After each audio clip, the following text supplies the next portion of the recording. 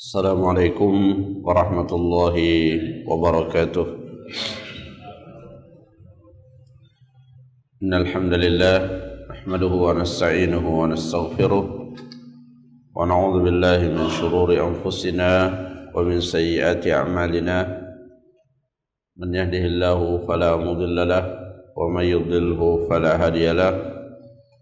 Asyhadu an la ilaha illallah wahdahu la syarika lahu wa asyhadu anna Muhammadan abduhu wa rasuluh.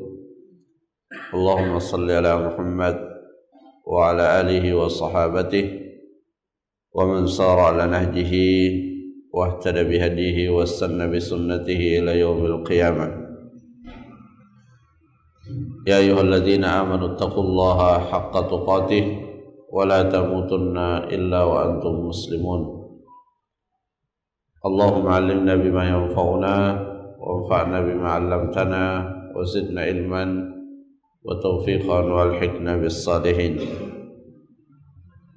أما بعد، معاشر المسلمين jamaah salat subuh rahimani wa rahimakumullah.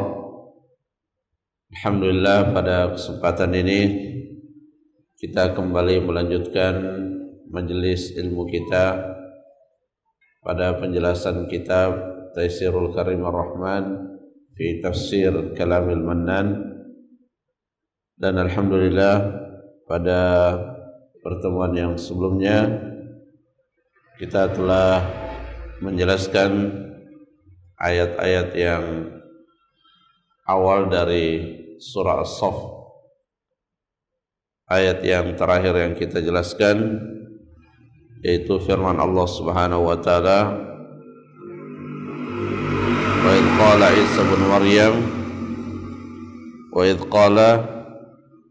Isa bin Maryam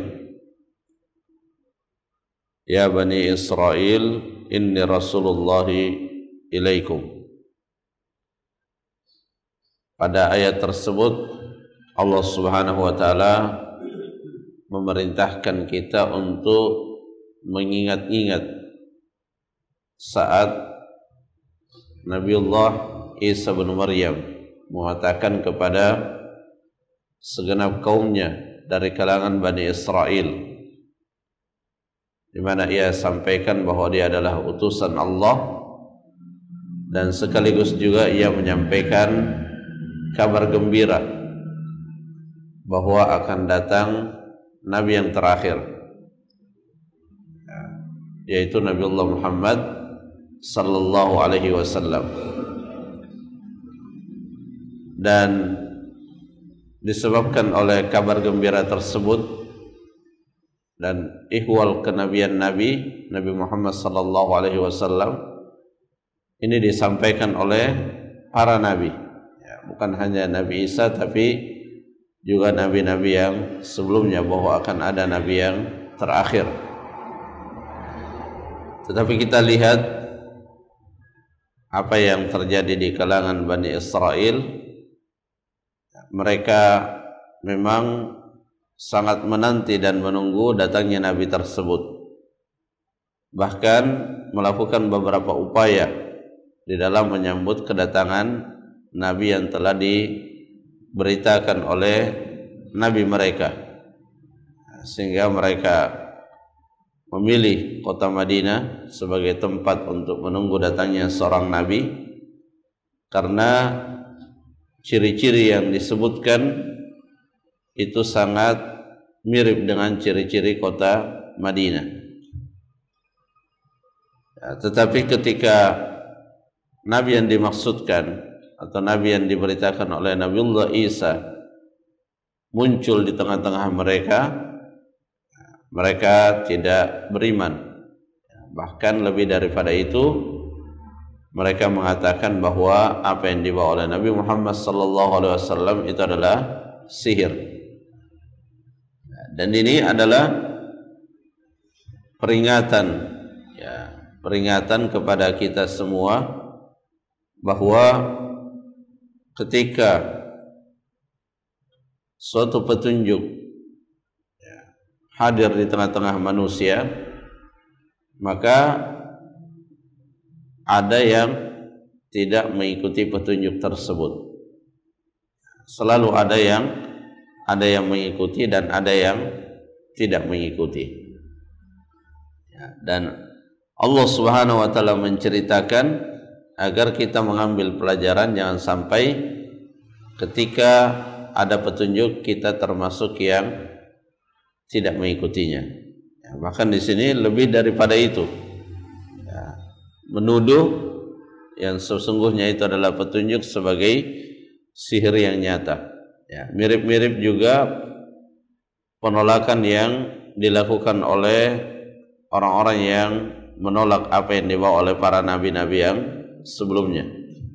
Ya, Fir'aun ya, dengan tingkat kekufuran yang sangat tinggi pada dirinya, itu masih bisa mengklaim bahwa dia membawa petunjuk, sedangkan Nabi Musa itu membawa kesesatan. Dan kalau kita perhatikan dialog-dialog yang Allah ceritakan dalam Al-Quran antara para nabi dengan kaumnya yang mendustakan mereka, maka kita akan mendapati cara bicara dan cara berkomunikasi orang-orang yang mendustakan tersebut sangat mirip satu sama lain. Mereka mendustakan, bahkan lebih daripada itu mereka menuduh.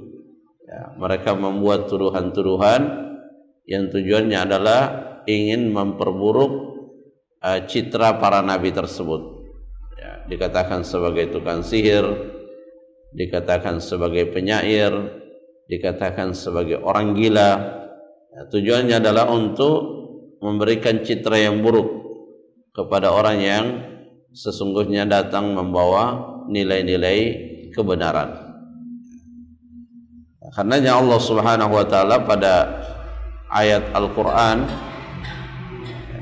itu mengajarkan juga kepada kita bahwa di dalam menilai suatu ucapan itu tidak dinilai hanya dari ucapannya, tetapi dinilai dari landasan yang menjadi pijakan daripada ucapan tersebut. Ketika orang-orang Yahudi dan Nasrani saling mengklaim bahwa mereka lah yang akan masuk surga, maka Allah Subhanahu wa taala menyampaikan kepada Nabi Muhammad, "Qul hatu burhanakum in kuntum shadiqin." Katakan wahai Nabi Muhammad kepada mereka, hadirkan, tegakkan, datangkan bukti bahwa apa yang kalian katakan itu benar adanya. Jadi setiap statement, pernyataan, maka dia akan menjadi suatu kebenaran jika dia berpijak kepada dalil, jika dia berpijak kepada ayat-ayat Al-Quran atau sunnah-sunnah Rasulullah SAW yang sahih. Kemudian pada lanjutan ayat berikutnya Allah Subhanahu wa taala berfirman, "Wa man azlamu mimman iftara 'ala Allahil kadhib." Wa man azlamu mimman iftara 'ala Allahil kadhib. Dan siapakah yang lebih zalim dari orang yang mengada-adakan kedustaan atas nama Allah Subhanahu wa taala. Ini kata-kata siapakah, ini adalah pertanyaan, tetapi maknanya adalah penafian. Siapakah yang lebih zalim? Maksudnya tidak ada yang lebih zalim. Dari siapa? Orang-orang yang iftara 'ala Allahi kadhib. Iftara 'ala Allahil kadhib. Orang-orang yang membuat kedustaan atas nama Allah. Membuat kedustaan atas nama sesama manusia itu sudah merupakan perbuatan yang sangat zalim. Ya, kita nisbatkan suatu ucapan kepada seseorang padahal orang tersebut tidak pernah mengucapkannya, maka itu adalah kezaliman. Ya.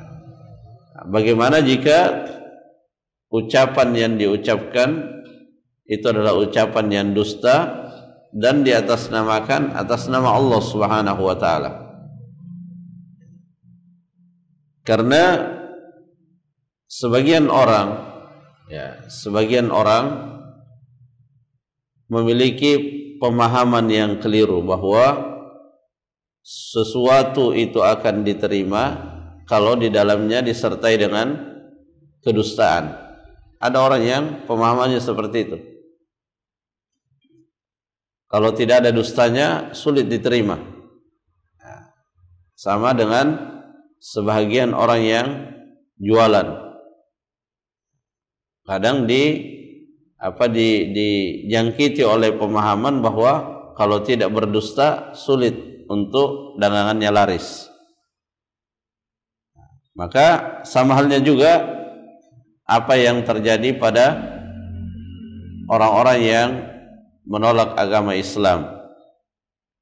Ketika ingin menguatkan penolakannya, maka mereka membuat kedustaan. Ya, dan itu adalah metode yang ditempuh oleh siapa saja yang berusaha menolak kebenaran. Karena kebenaran itu sulit untuk ditolak. Ya. Maka dia harus membackup penolakannya dengan kedustaan-kedustaan. Ya, makanya Nabi dikatakan tukang sihir, Nabi dikatakan orang gila. Ya, dia buat kedustaan-kedustaan dengan anggapan dan asumsi bahwa itu akan mampu untuk menguatkan ucapannya, tetapi justru semakin melemahkan ucapannya. Dan memang terkadang manusia itu perkiraannya bertolak belakang dengan kenyataan yang terjadi. Dia punya perkiraan bahwa kalau dia katakan Nabi tukang sihir, Nabi orang gila, maka orang akan menjauh darinya. Padahal yang namanya kebenaran itu tidak bisa dibendung. Ya, selama kebenaran itu terus disampaikan, maka pada akhirnya manusia akan mengikutinya. Makanya nanti akan disampaikan di ayat berikutnya, yuriduna an yutfi'u nurallahi biafwahihim. Mereka ingin memadamkan cahaya Allah dengan ucapan-ucapan dusta mereka. Wallahu mutimmu nurih. Tapi Allah akan menyempurnakan cahaya itu. Jadi meskipun ucapannya semua fasilitas yang mereka miliki dikerahkan untuk memadamkan cahaya Allah, memadamkan kebenaran, maka dia tidak akan mampu.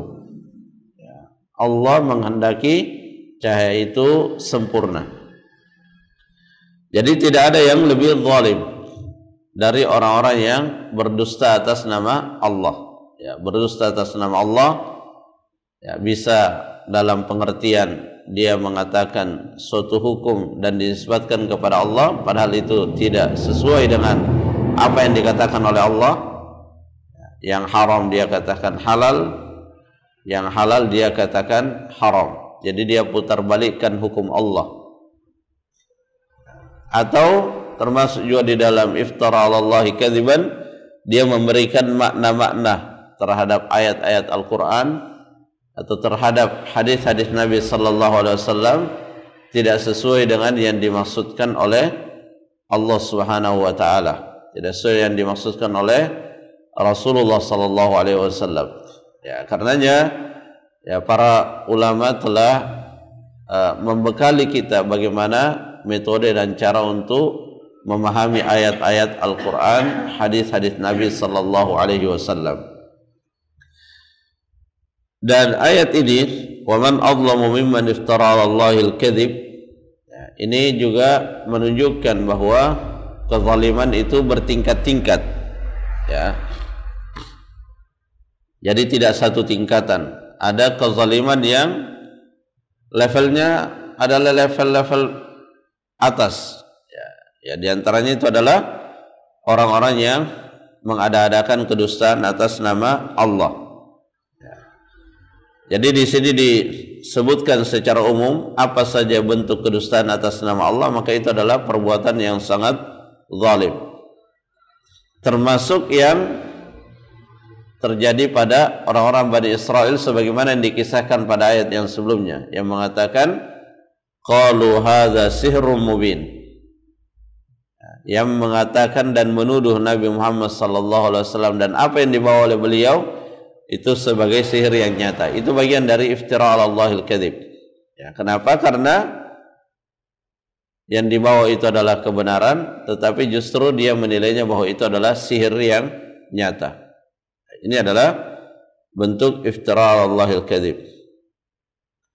Wa huwa yud'a ilal Islam.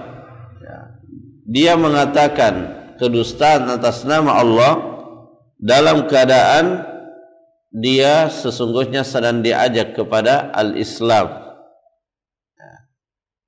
Syekh Sa'di rahimahullah mengatakan wa yubayyanu lahu bi barahinihi wa bayyinatihi, dan dijelaskan kepadanya di saat dia diajak kepada Islam. Mereka tidak diajak hanya sekadar masuk Islamlah kalian, tetapi dijelaskan bukti-buktinya, ya, dijelaskan alasan-alasannya, ya, dijelaskan alasan-alasannya kenapa dia mesti memilih Islam sebagai agama. Artinya apa yang Nabi SAW sampaikan kepada mereka itu sudah sangat mencukupi untuk kemudian mereka memilih Islam sebagai agama yang mereka anut. Tetapi kenyataan yang terjadi, mereka jangankan menerima, justru mereka menuduh dengan tuduhan yang sangat keji. Wa huwa yud'a ilal Islam wallahu la yahdil qaumadz zalimin. Nah, di bagian akhir ayat inilah kemudian Allah Subhanahu wa taala mengungkap kenapa mereka tidak mendapatkan hidayah. Padahal dari sisi penjelasan sudah sangat mencukupi, ya, dari sisi keilmuannya sudah sangat mencukupi, tapi informasi yang sampai kepada mereka tidak bisa menjadikan mereka beriman. Ini menjadi tanda tanya, kenapa bisa seperti itu? Allah Subhanahu wa taala menjelaskan, wallahu la yahdil qaumadz zalimin. Allah Subhanahu wa taala tidak memberikan petunjuk kepada orang-orang yang zalim. Jadi petunjuk ini adalah kenikmatan yang istimewa, di mana Allah memilih-milih siapa yang dikasih, siapa yang tidak dikasih. Beda dengan makanan, minuman, kekayaan, materi, hal-hal yang bersifat keduniaan, ya, Allah Subhanahu wa taala memberikan semuanya, meskipun dengan tingkatan yang berbeda-beda. Dalam ayat Al-Quran ada yang bahkan dibiarkan oleh Allah Subhanahu wa taala, dibiarkan tetap di dalam kesesatannya. Kenapa? Karena memang Allah mengetahui bahwa dia tidak layak untuk mendapatkan petunjuk tersebut. Dan ini adalah ayat yang sering berulang-ulang dalam Al-Quran. Wa man adlamu mimman iftara 'ala Allahil kadzib atau 'ala Allahi kadziban. Kita sering mendapatkan ayat itu di dalam Al-Quran. Wa huwa yud'a ilal Islam wallahu la yahdil qaumadz zalimin. Syekh Sa'di rahimahullah mengatakan alladzina, ya, jadi ketika menjelaskan tentang siapakah orang-orang zalim itu, alladzina la yazaluna 'ala zulmihim mustaqimin. Orang-orang yang tetap berada di dalam kezalimannya, ya, tidak ada niat di dalam hatinya untuk meninggalkan kezaliman itu, ya. Jadi ini sangat mirip dengan ayat yang sebelumnya ketika Allah Subhanahu wa taala menceritakan tentang Nabiullah Musa alaihi salam. Ya, Nabi Musa mendatangi mereka dengan ayat-ayat Allah, tetapi falamma zaghu azaghallahu qulubahum. Ketika mereka tetap cenderung kepada kesesatan, maka Allah palingkan hatinya kemana dia, ya, kemana kecenderungannya. Jika dia cenderung kepada kesesatan, maka Allah palingkan kepada apa yang menjadi kecenderungan hatinya. Ketika dia cenderung kepada petunjuk, maka Allah berikan kepada dia petunjuk. Artinya kalau kita melihat sejarah, ya, ketika agama Islam pertama kali dibawa oleh Nabi sallallahu alaihi wasallam, orang-orang yang memiliki kecenderungan kepada petunjuk, maka dia melakukan langkah-langkah untuk mendapatkan petunjuk itu, dan akhirnya dia diberikan petunjuk. Ya, Salman Al-Farisi radhiyallahu an yang tinggal sangat jauh dengan kota Madinah, tetapi karena dia punya kecenderungan dan keinginan untuk mendapatkan petunjuk dan dia tidak lanjuti keinginan itu dengan usaha, maka meskipun jaraknya sangat jauh, kalkulasi logika sulit untuk memperkirakan bahwa dia akan dipertemukan oleh Nabi sallallahu alaihi wasallam. Tetapi karena dia punya keinginan dan dia tidak lanjuti keinginannya dengan usaha, akhirnya Allah Subhanahu wa taala mempertemukan Salman Al-Farisi dengan Nabi kita Nabiullah Muhammad sallallahu alaihi wasallam dengan proses yang sangat rumit dan berbelit-belit. Ya, tidak mudah. Ya, kalau kita baca kisah keislamannya Salman Al-Farisi, itu luar biasa bagaimana tantangan dan rintangan yang ia hadapi. Di saat yang sama ada juga di Madinah seorang yang bernama Abdullah bin Ubay bin Salul. Dia dekat dengan Rasulullah.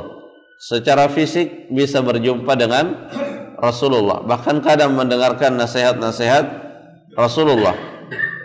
Bahkan kadang ikut juga ke masjid salat. Ya, tetapi karena hatinya tidak punya kecenderungan dan keinginan kepada kebenaran itu, maka dia tetap hingga wafat dia dalam keadaan sebagai orang munafik, bahwa bahkan sebagai pembesar orang-orang munafik. Ya. Jadi kezaliman, ya, kezaliman yang ada di dalam diri seseorang itu adalah penghalang terbesar masuknya hidayah. Ya. Karena Syekh Sa'di rahimahullah mengatakan la tarudduhum anhu mau'izah. Dia tidak bisa dijauhkan dari kezaliman itu dengan nasihat apapun. Jadi ketika tidak ada keinginan atau niat baik untuk berubah, untuk meninggalkan suatu kezaliman, ya maka nasihat apapun yang disampaikan itu tidak akan mampu merubah keadaan orang tersebut. Jadi niat baik ini sesuatu yang sangat penting dan sangat dibutuhkan.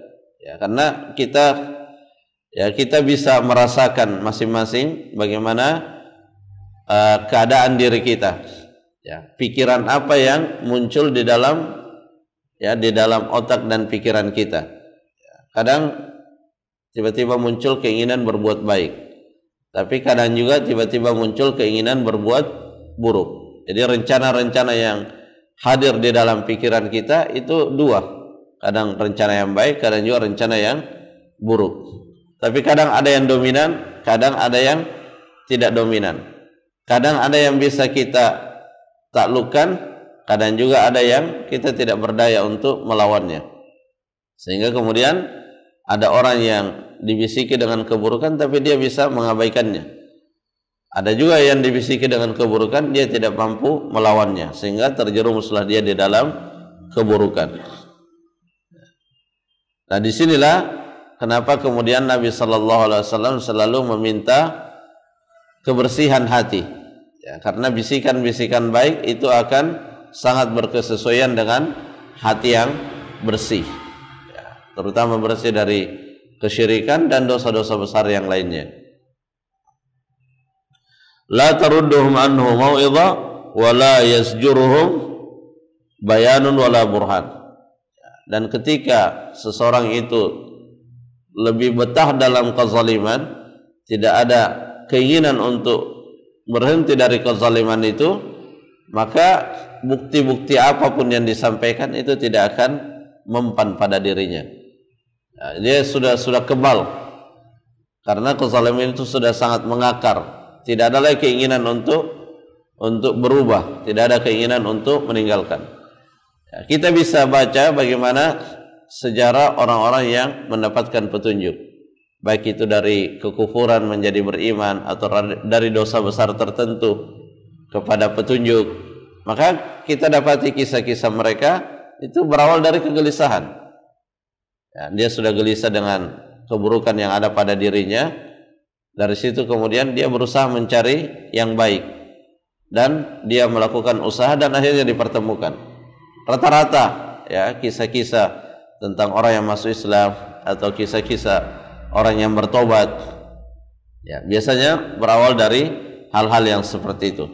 Tapi ketika seorang sudah mematok dirinya bahwa inilah pilihan dan saya tidak akan berubah, maka di nasihat apapun, bukti apapun yang disampaikan itu tidak akan mempengaruhi ya, keadaan dirinya. Ya, dan ini adalah kenyataan yang sudah disebutkan dan diceritakan di dalam Al-Quran. Ya, bagaimana kaum para nabi itu selalu terbagi dua ketika menyikapi apa yang dibawa oleh nabi tersebut.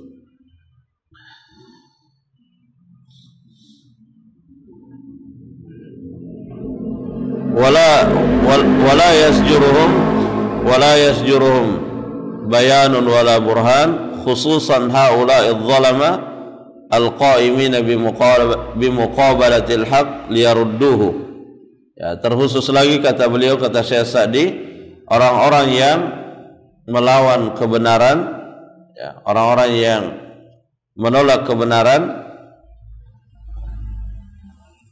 dengan tujuan waliyansuru al-batil. Jadi dia tolak kebenaran, dia tidak sekedar menolak kebenaran itu, tapi juga mendukung kebatilan. Jadi yang menolak kebenaran itu ada yang pasif, diam saja, dia tidak terima, tapi dia tidak menampakkan pembelaannya kepada kebatilan. Ada yang dia tolak kebenaran dan dia nampakkan pembelaannya, bahkan nampakkan kegigihannya di dalam membela kebatilan. Walihada qala Allahu anhum, oleh karena itu Allah Subhanahu wa taala mengatakan tentang mereka yang menolak kebenaran dan mendukung kebatilan itu, yuriduna liyutfi'u nurallah biafwahihim. Ya, mereka ingin memadamkan cahaya Allah dengan lisan-lisan dan mulut-mulut mereka, tetapi mereka tidak akan pernah sanggup memadamkan cahaya Allah Subhanahu wa taala, karena pasti cahaya Allah Subhanahu wa taala itu akan senantiasa menyala dan sempurna. Nabi SAW mengatakan dalam hadisnya, la tazalu ta'ifatun min ummati zahirin 'alal haq. Ya, meskipun banyak kerusakan di muka bumi ini, tetapi pasti akan selalu ada dari manusia, dari kaum muslimin yang istiqomah di atas kebenaran. Semoga Allah Subhanahu wa taala memasukkan kita di dalam orang-orang yang senantiasa istiqamah di atas kebenaran dan mewafatkan kita di dalam keadaan yang seperti itu. Wallahu ta'ala a'lam bis-shawab. Subhanakallahumma rabbana wa bihamdik, asyhadu an la ilaha illa ant, astaghfiruka wa atubu ilaik. Assalamualaikum warahmatullahi wabarakatuh.